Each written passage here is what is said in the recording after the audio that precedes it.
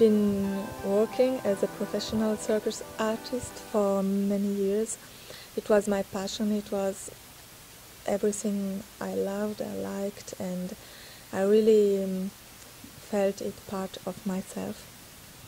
And the day when the accident happened, I fall from the trapeze. I broke my back, and it was really, yes, my whole life, my whole personality, everything that in less than 1 second disappeared.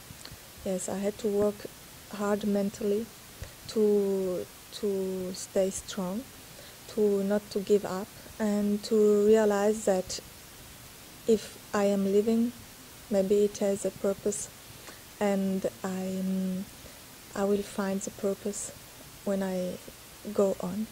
With my husband, we built that new career as balloon decorators. 1 year after the accident, we made it was at that time the biggest labyrinth of the world. It was in Switzerland, in Alamand, with 20,000 balloons. We wanted to create another labyrinth that was much bigger, and we made it in November 2015, and it was a labyrinth of 100,000 balloons on 600 meters square, with the topic of circus. So people had to walk through, and they could discover different rooms with different artists or animals or different things with sculptures we built with that balloons.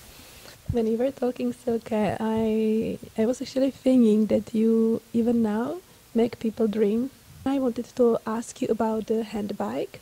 How did you get to it? And you also became the world vice champion in 2015. I bought my first handbike when I was still in the hospital. When I was training, I felt as I were whole entire. I felt I came back to myself. I decided in 2012 to begin with competitions, but first I didn't know if I would really make a big career or no. I just wanted to try, and as I tried the first competition, it really went out good, and I did the second place, and so I think, okay, maybe it's not so bad, and I did more and more competitions, and it really went good for me. I could make good results, and that pushed me and gave me even more motivation, and even my will and my perseverance to go on increase, and I could make world record on the marathon, and that title at the World Championship, silver medal at the World Championship, and a gold medal in the World Cup. So it was for me, as if life would tell me, yes, it's okay, you are on the right path again. And for me now, working with balloons, and beside of that, being an athlete, for me it's I feel it's as if both sides are part of myself, and I think it's important that everyone can find what he is, what he has inside himself, and we can only do something good if we love what we do. I think, unfortunately, there are too many people who are having a job they don't like, and they don't have the courage to turn and to do something else. fears can paralyze oneself. And if we want to be the king of our lives, we have to go on even if we are afraid. Passing through these difficult challenges is what made my character. And if I wouldn't have had that difficulties in my life, I wouldn't have been here where I am today as a personality. And that's why today I can say thank you for what happened.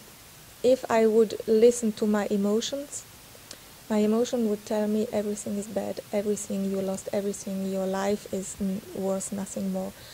And I knew I didn't have to be controlled by my emotions. Sometimes you have to go a little bit more far away from yourself and to look at yourself from a distance. And then you realize, okay, that emotions are positive and the other not. And if they are not positive, you have to reset it. And doing that exercise to look every day, every evening, to say what has been good today. That gives you strength, because you always in your life, you have always something bad and something good. And only you have the capacity to turn your life to something good. If you don't make the decision between yourself, your conscience and your emotions, to say, okay, I want to change, I want to be the better part of myself, no one else will do it at your place.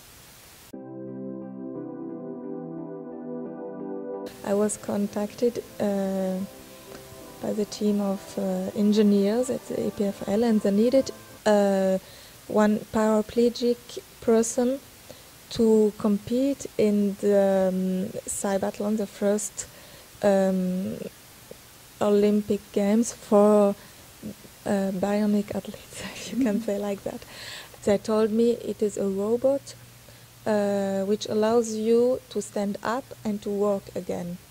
And for me it was like a dream coming true, because when I had the accident, doctors, medicines told me it's for your whole life, you will be like that. And I said, oh, now I will be able to walk, it's really amazing. And then I tried, and I have to say, the first time I tried that exoskeleton, it was much more difficult I had imagined.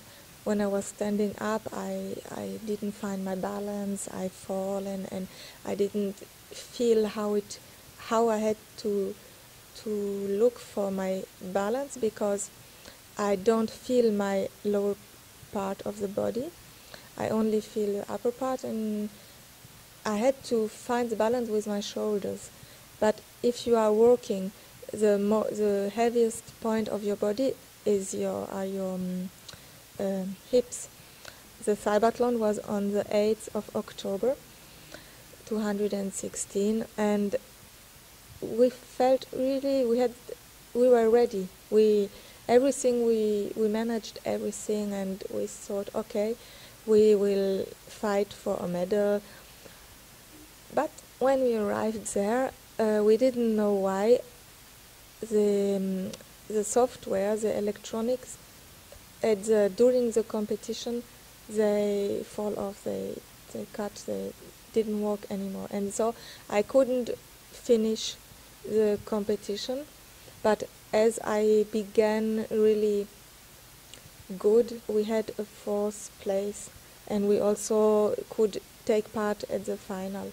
So it was very good for us, because our exoskeleton was very young. We began only 1 year before that competition, and 1 year later we did another cybathlon, and it went really good for us, because there were 8 races and we won each of the 8 races.